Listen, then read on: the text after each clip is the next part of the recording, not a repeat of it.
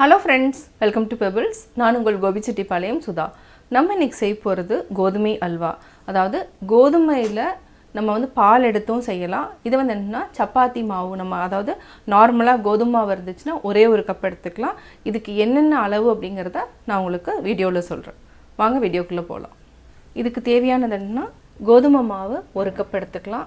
அதே அளவு தான் நம்ம எல்லாமே எடுத்துருக்குறோம். அதே அளவில் 2 கப் வந்து சுகர் எடுத்துக்கலாம். 3/4 கப் அளவுக்கு நெய், இதுக்கு ஒரு 15 முந்திரியை நான் உடைச்சி வச்சுருக்கிறேன். இதுக்கு வந்து ஒரே ஒரு டேபிள் ஸ்பூன் கடலை மாவு, 1 டேபிள் ஸ்பூன் மில்க் பவுடர். இப்போ எப்படி செய்கிறதுன்னு பார்க்கலாம். ஃபஸ்ட்டு வந்து என்னென்னா நம்ம கேரமல் ரெடி பண்ணிக்கலாம். இந்த 2 கப் எடுத்துக்கலாம். இதுக்கு வந்து தண்ணி எதுவும் ஆட் பண்ண வேண்டாம், அப்படியே வந்து மெல்ட் ஆகும். மெல்ட் ஆகிறப்ப என்னென்னா உங்களுக்கு கலர் வந்து சேஞ்ச் ஆகிட்டே வரும். இதை வந்து ஒரு சைடில் வச்சுக்கலாம். இன்னொரு சைடில் கடாயில் கொஞ்சமாக கீ விட்டுக்கலாம்.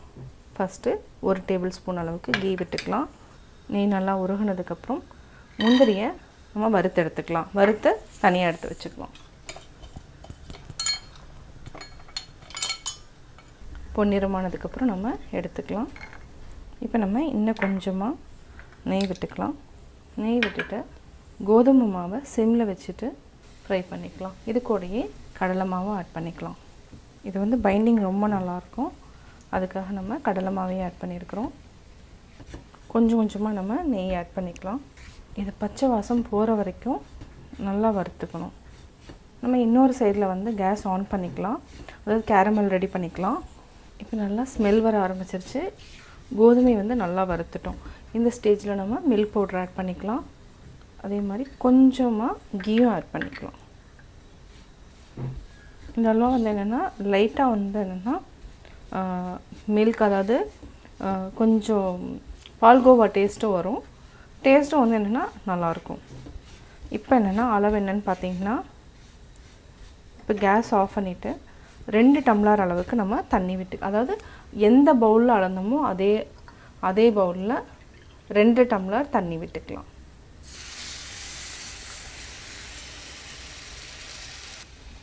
இது வந்து நல்லா மிக்ஸ் பண்ணிக்கோங்க.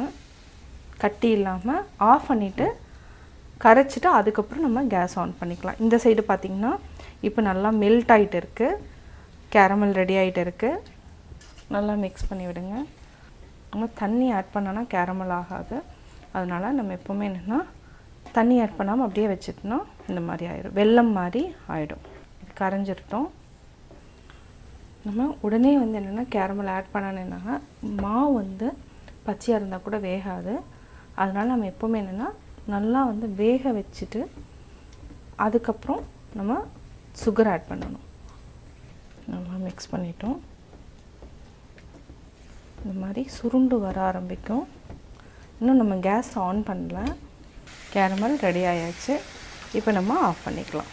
இந்த அளவுக்கு, அதாவது பார்த்திங்கன்னா அந்த ஜவ்வுனோட, அதாவது ஜெல்லி மாதிரி இருக்கும், ஜவ்வு மாதிரி இருக்கும். இந்த ஸ்டேஜில் நம்ம ஆஃப் பண்ணிவிட்டு ஆல்ரெடி நம்ம கோதுமை மாவு மிக்ஸ் பண்ணி வச்சுக்கிறோம், அது கூட ஆட் பண்ணிடலாம்.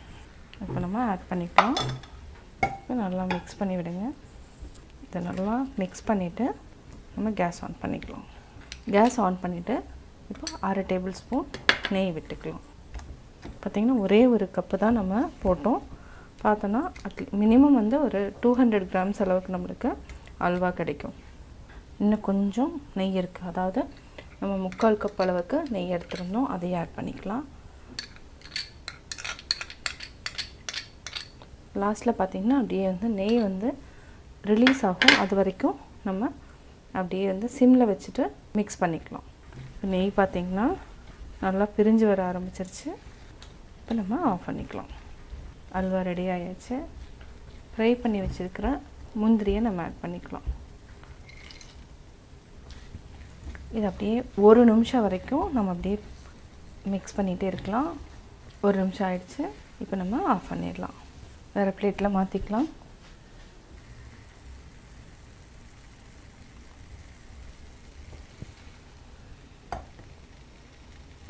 சுவையான கோதுமை அல்வா ரெடி. கோதுமை அல்வா எப்படி ஈஸியாக பண்ணாங்கிறத பார்த்தீங்க. நீங்களும் வீட்டில் ட்ரை பண்ணி பாருங்கள். இது என்னென்னா யாராவது கெஸ்ட் வந்துட்டாலோ அதாவது சீக்கிரமாக வந்து நெய்வேத்தியம் பண்ணுறது கூட நம்ம இந்த மாதிரி எடுத்துக்கலாம். ரொம்ப சிம்பிளாக இருக்கும். இது வந்து என்னென்னா 10 to 20 மினிட்ஸில் நம்ம ஈஸியாக செய்கிறது தான். நீங்களும் வீட்டில் ட்ரை பண்ணி பார்த்துட்டு உங்களுடைய கமெண்ட்ஸ் எனக்கு சொல்லுங்கள்.